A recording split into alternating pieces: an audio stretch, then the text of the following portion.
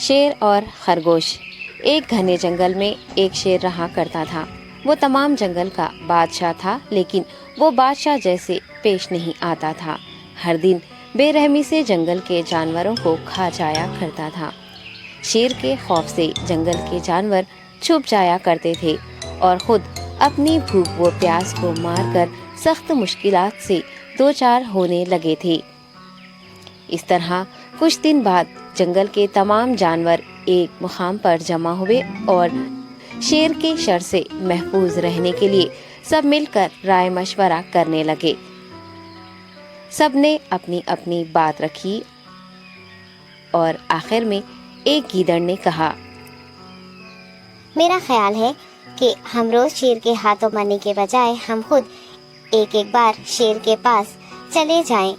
اس طرح روزانہ شیر کسی ایک کو کھا لے گا اور ہم سب اپنی اپنی باری سے چلے جائیں گے اور بلا خوف و ڈر سکون سے زندگی گزاریں گے۔ گیدڑ کے مشورے پہ تمام جانور رضامند ہو گئے۔ ایک بندر نے کہا، ٹھیک ہے، تمہاری بات بالکل درست ہے۔ موت کا خوف کرنے کے بجائے اپنی باری آنے تک ہم اطمینان و سکون کی زندگی گزار سکیں گے۔ جانوروں کی بات چیت مکمل ہونے کے بعد خود گیدڑ نے شیر کے پاس جا کر یہ ساری بات بتائی۔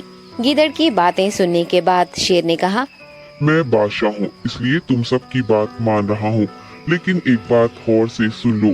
اگر کسی دن مجھے جانور ملنے میں تاخیر ہو جائے تو میں خاموش نہیں بیٹھوں گا اور دوبارہ تم سب پر حملہ کرنا شروع کروں گا۔ شیر نے بڑے غصے سے یہ سب کہا۔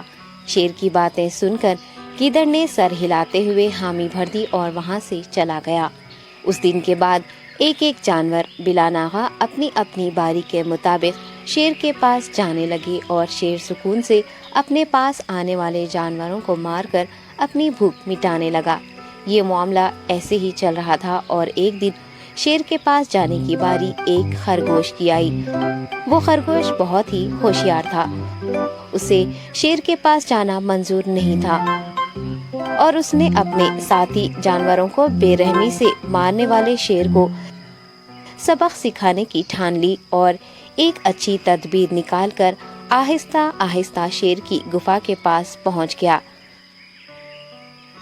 تاخیر ہو جانے سے شیر کافی غصے میں تھا اور خرگوش کو دیکھ کر غصے سے کہنے لگا، میں نے تم سب کو پہلے ہی کہہ دیا تھا، دیر ہو جائے تو میں خاموش نہیں بیٹھوں گا۔ تم نے وعدہ خلافی کی ہے، اس لیے میں جنگل جا کر من چاہے جانور کا شکار کر کھا جاؤں گا۔ تب خرگوش نے شیر سے کہا، معاف کر دیجیے بادشاہ سلامت، غلطی ہو گئی اور اس کا ایک واجب سبب ہے۔ اطمینان رکھیے، میں بیان کرتا ہوں، آپ سنیے اور اس کے بعد آپ آرام سے مجھے مار کر کھا لیں۔ شیر نے پھر غصے سے کہا، وہ کیا بات ہے، جلدی بتاؤ۔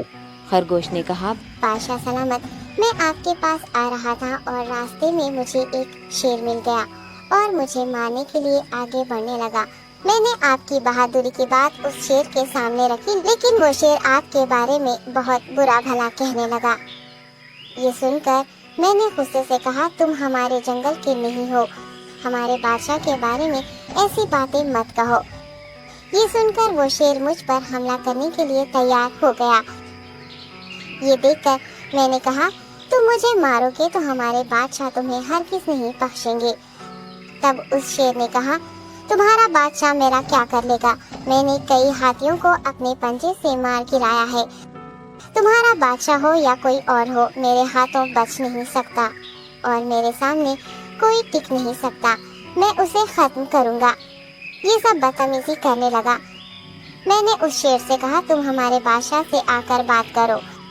تب اس نے فخر سے کہا، میں کیوں آؤں؟